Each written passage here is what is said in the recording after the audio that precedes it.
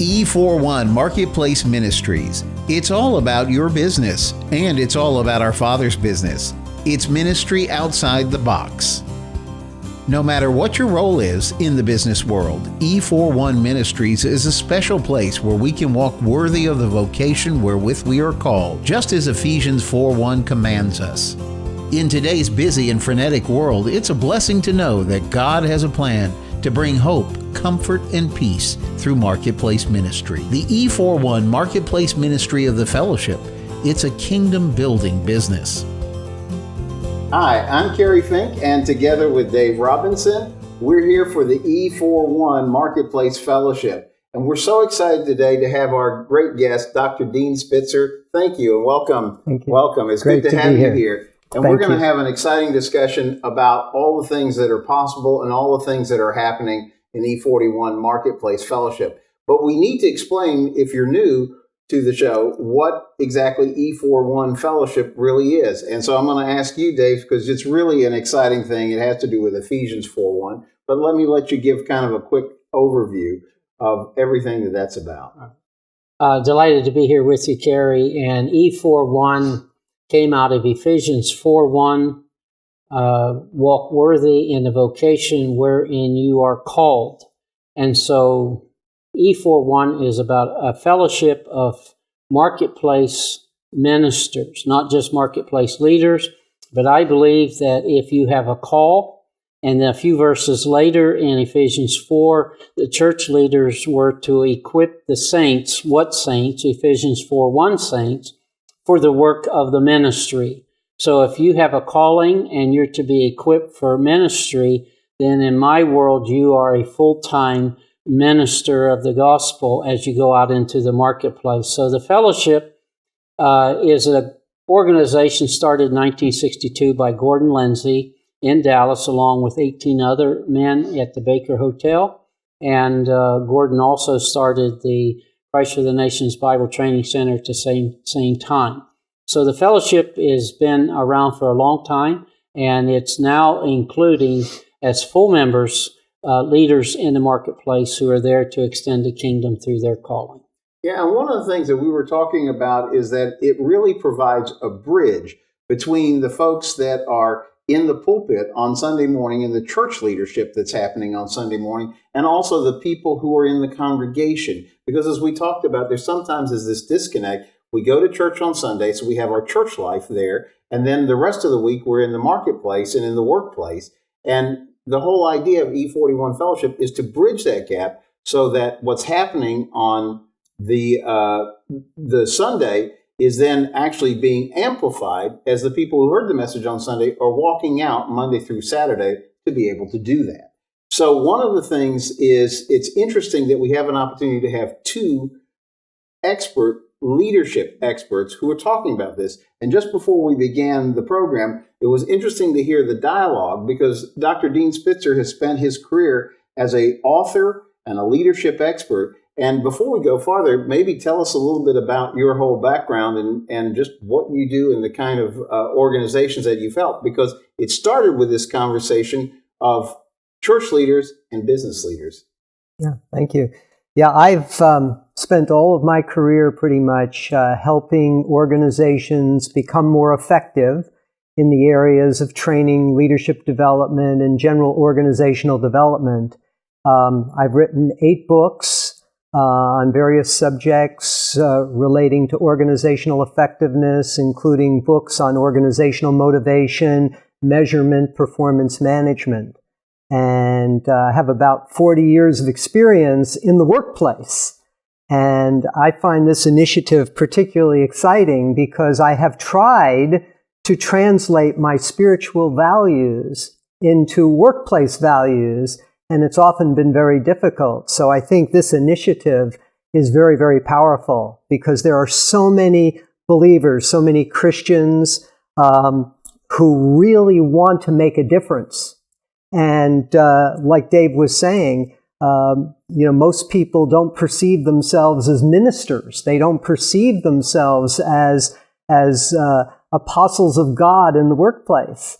And the opportunities are so enormous. And so using some of the secular knowledge and the spiritual knowledge and bringing it together holistically is a powerful prescription for improving both our spiritual organizations and our secular organizations. It was really fascinating because at the outset, just before the camera started rolling, and we were talking about leadership, and you, Dave, were talking about how you really spent your lifetime bridging the gap of leadership in the church and leadership in the business world, and that your experience has really tackled both. I mean, could you give just a little bit of a glimpse into that? Sure. People often ask me, how do you run a church and run a business at the same time? And I said, well, if you understand leadership, you don't run anything. You lead things and you hire people to run things. And so when you make that shift from managing to leading, then you can have a lot broader influence when you lead instead of manage. Because when you manage, you have to be there, you have to have hands-on. But when you lead, you want influence. And it's not the influence you have when you're on site. It's the influence you have after you leave that really counts. And so I just have always been in a place where God has had me between the marketplace and the church world, and I often thought that God was a little confused because I used to ask him from time to time, can't you make up your mind? Where do you want me, in the marketplace or in the church? And so when this whole thing started about 9 years ago, when I sold my RV dealership, and I said, God, what do you want me to do? And he said, I want you to become a leadership coach for leaders in the marketplace and leaders in the church world. And he said, now you understand why I gave you 40 years experience in both, because now you know how to bring them together. And that's my passion, is to help create this bridge. And the E41 Fellowship is to help build a bridge between marketplace leaders, church leaders, and together as one team for world evangelism. You know, it is very interesting because a lot of times we have these discussions about, you have professional clergy, the people who run the church and are responsible for the business of the church and making sure all the needs of the church are met and fulfilled. And then you have the people who are just as committed, who show up on Sundays and every other time that there's something that's going on that the church needs help with.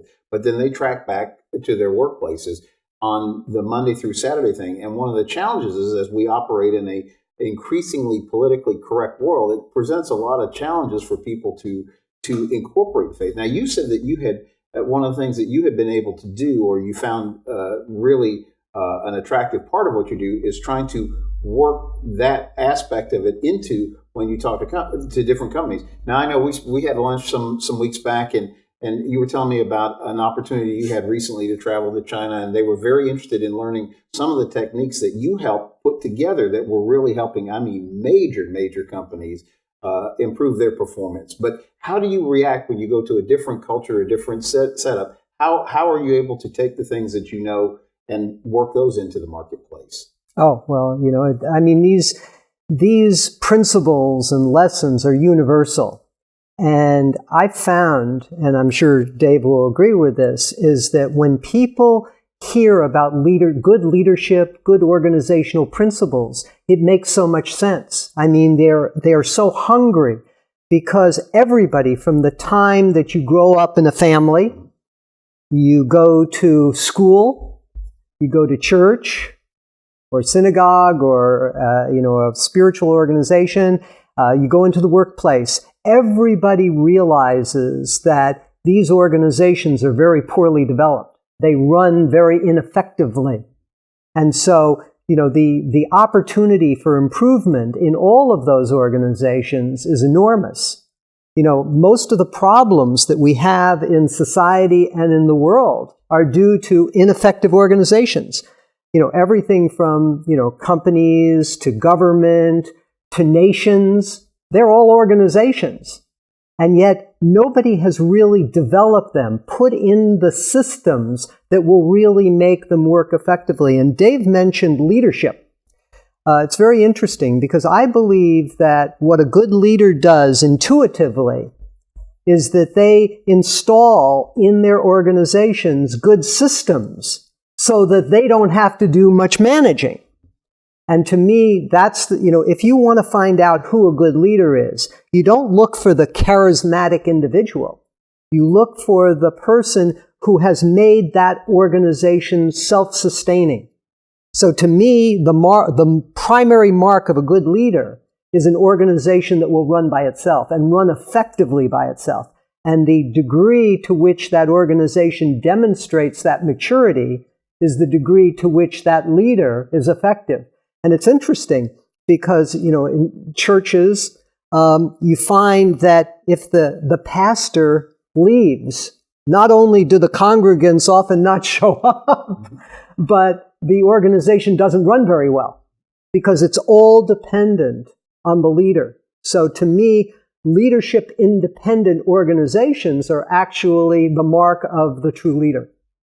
Interesting. I know one of the things that Dave has talked about is we were talking about his background. He ran the missions department for the fellowship and really developed it. We're in 60 nations. 60 nations now. And I was teasing him. I said, I think you told me it was how many days on the road last year? 287. 287. Wow. So literally all over the world. And one of the things that was really interesting, because it was almost the genesis of the whole idea of the E41 Marketplace Fellowship, was the fact that when he would go to these mission fields, the need is so great. And what's the first thing a mission, well, we need more support. Can we call the mainland and get more support? Mm-hmm. We need help. So one of the things that Dave, as a business leader, had always said, well, can't we find some way that we can work the marketplace into this, which really ties back, as we were talking about, to first century church anyway. And I just wanted you to comment a little bit on your experience on that level as well.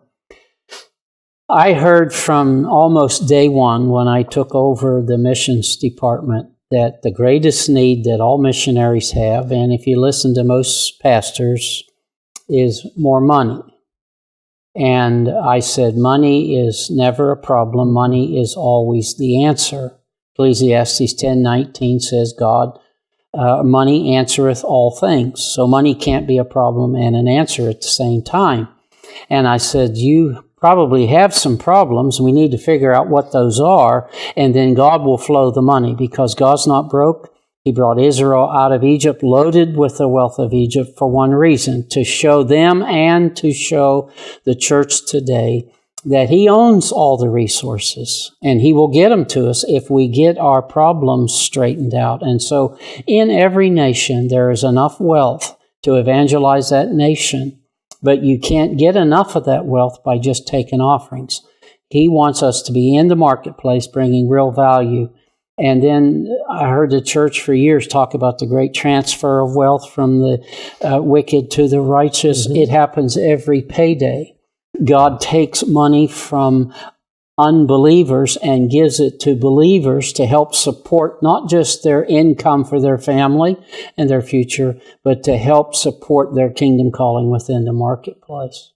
It's fascinating since you're both experts on leadership, it's interesting how you both come at the problem and attack it from the standpoint that what really needs to happen is there's a way to create that. And so what I mean by that is when you're talking about the pastor, there's a real opportunity for what is happening when he has the flock gathered together to really then motivate and develop an organization, which is the people in the congregation, to really carry the message out into the marketplace.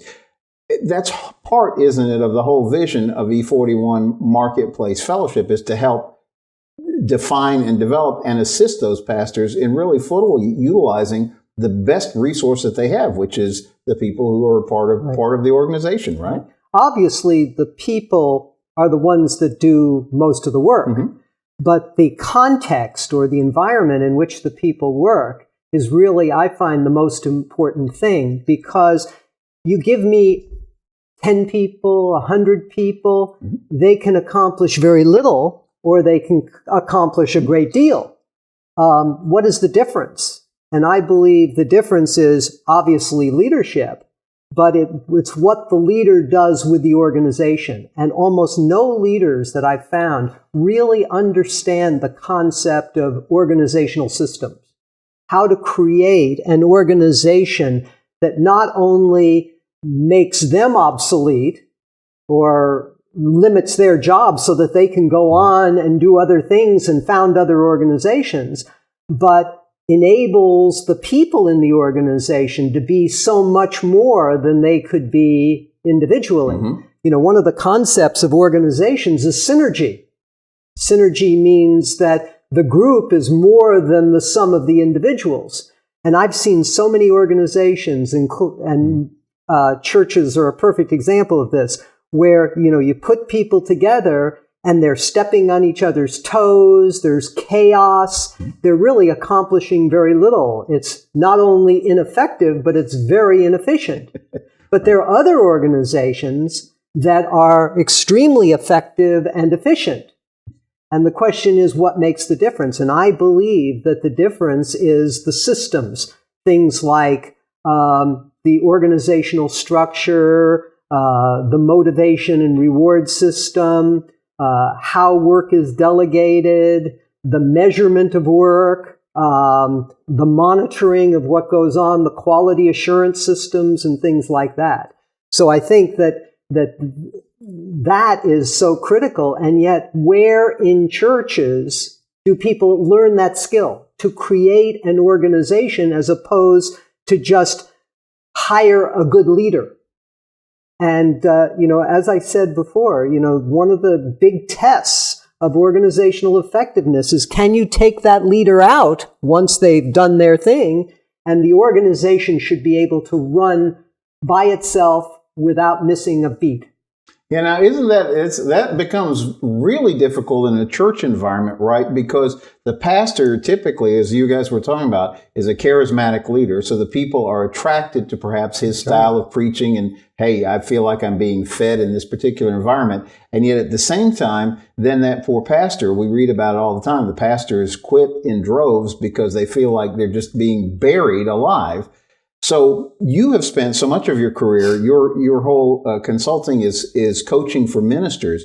How do you talk to tired pastors? Because I assume the answer is we're heaping more on our own shoulders than we should be, and we're not using the model the way that Dean is saying that we should really build the organization, which would be utilizing the human resources that we have connected with the church. I believe that, as I shared with a group of about 300 pastors in South Africa last May, I said, how many of you are looking for a staff member right now? About a third of them. I said, let me encourage you to quit looking for a package and start looking for a gift. And that got their attention, and they wanted to know what's the difference. To me, especially in the church world, we should understand how giftings really are so important to getting a person in the right place. If you do not have an apostolic gift, then you are going to be part of managing whatever organization you have, because they are basically, managers take care of what leaders create. And so leadership flows on a continuum between chaos and order. Leaders create chaos, managers create order. And so it's that constant tension that keeps a company or an organization or a church in a healthy position. Why pastors quit by the droves, and I think the last figure I saw is about 1,500 a month in America, is because they have a shepherd's gift in the senior position where they're expected to create the future, and that's not the gift they have that motivates them. So when I see a person in the senior position, the first thing I want to know is, what gift do you have? Do you have a gift that is a real leadership gift, or do you have a gift that's a management gift? And that helps determine where they should be positioned. And I assume that one thing that a lot of pastors would probably tell you is, but I don't even have the staff I need, so I'm really having trouble managing my volunteers because they say they're going to show up and all that. How do you guys address that? Because I'm sure in the whole question of motivating and making this communication work so that we really are achieving what we envision as E41 Marketplace Fellowship, how do we talk to pastors about issues like that? Well, the most difficult problem with delegation, why delegation is so difficult, is because the expectations are not clear up front. You have to know not only what are you supposed to do, but what constitutes the right outcomes. Mm-hmm. And how do you know if you're being successful? That's one of the reasons why a few years ago I wrote a book on performance measurement, because I discovered that one of the things that was causing all the chaos in organizations was poor measurement systems. Mm-hmm. You reward and manage what you measure. And churches and spiritual organizations have the worst measurement systems because they don't think it's important. Mm-hmm. If you ask, how do you know, what are your goals?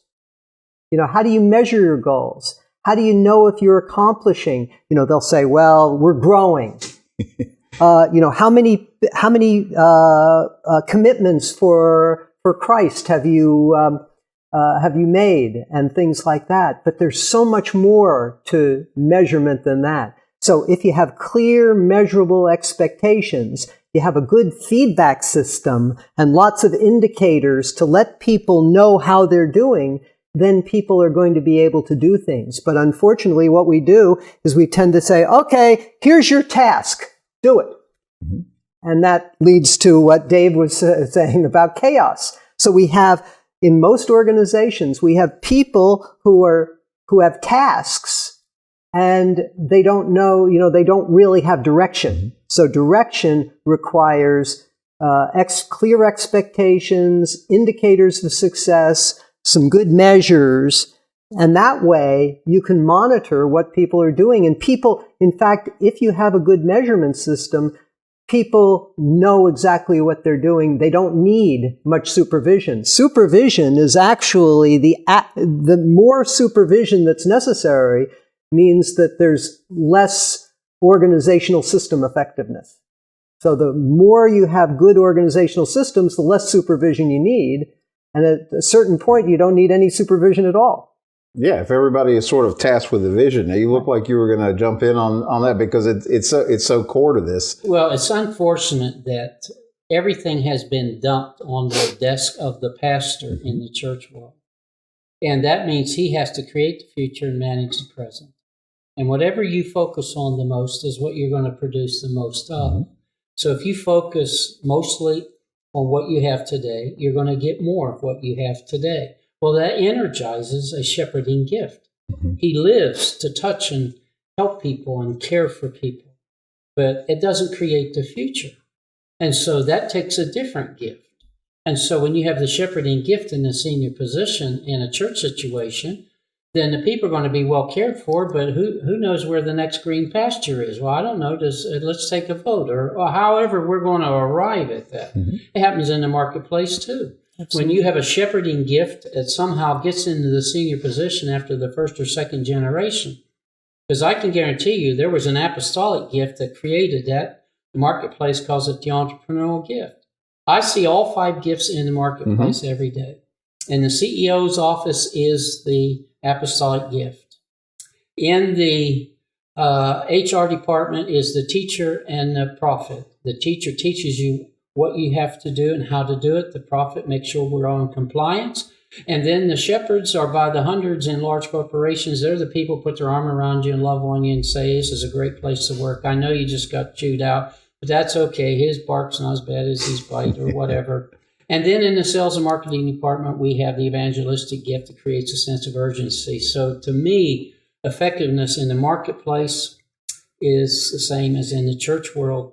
But if you're working with unbelievers, then you have to change the terminology a little bit. But anyhow, it all works around the gift because God gave gifts to men. So if you have people with gifts, with a variety of gifts, and you have an organization that has good systems, you've got everything. Yeah, I was going to dare say we could probably pick the smallest church that we could find, a handful of members, or we could take the largest mega church or whatever we think of. And I'll bet the commonality is that they have wonderful people in them, and that it's really a question of organizing those gifts so that they're really hitting the maximum effectiveness. And that's using the power that exists within the people who are part of the church staff and connecting them correctly with the people that are there Sunday, and then creating that system where this is happening on an ongoing basis to really increase the whole effectiveness of it. And I think that's what E41 Marketplace Fellowship is all about. I really appreciate the time that we've been able to spend on this, and I hope this is the beginning of a series of discussions about that, because I think there's so much that pastors can learn, business leaders can learn, and it will just drive the effectiveness of the church, and that's by whatever metric you want to call it. I would just say in terms of expanding the footprint of the kingdom, which is something that everybody who goes to the church would argue that we're all in favor of, and particularly when we go out into what may be considered oftentimes a hostile environment where we're not always welcomed with with a Christian view or whatever. So this is a dialogue that needs to continue, and I think the forum here for the E41 Marketplace Fellowship is a great way to do that. And particularly when we're blessed to have expert in the kind of work that you've been able to do in the corporate world, but also in the organizational world, it's a phenomenal thing. And I would challenge all the leaders out there, all the organizational people out there, to ask yourself, how do you determine your success? What are the measures of success? Mm-hmm. Just like in body health, there are vital signs. Mm-hmm. Does your organization have vital signs that tell you that it's healthy? So to me, organizational health is so, so important. Okay, we have just about a minute left, but let me ask the question. If you would look at a camera directly and say, I want to speak to the senior pastor, here's the one thing I'd like for you to think about after hearing what we've been talking about. This is the number one thing I'd like for you to focus in on and think about how you could take this and make this work for you. Okay, there are actually a couple of things. The first thing is, would your organization be able to run without you? Does it have the systems in place so that you could step away for a week or a month, mm-hmm. and you would feel confident that the organization would run reasonably well? Another thing is, as I said, what are your measures of success? How do you know if your organization as a whole is successful, but also the different ministries within the organization are successful? And the other thing I would ask is, are you as a leader focusing on strategic rather than purely operational things? Are you looking at the future of your organization, the direction of your organization, not what's happening on a daily basis? Excellent. Dave, we're going to wrap it up here, but I think that's wonderful set of questions for pastors. Would you add anything for that? Yeah, I'd just like to say to any pastor that's looking today, God has given you very gifted people in your church to help you accomplish what He's called you to do. And I would encourage you to find a way to work together so that the kingdom can be established on this earth. That's great. It's E41 Marketplace Fellowship, and we hope that you're part of this as we go forward. Thanks, guys, for being with us today, and we look forward to continuing this discussion. It's a great place to start.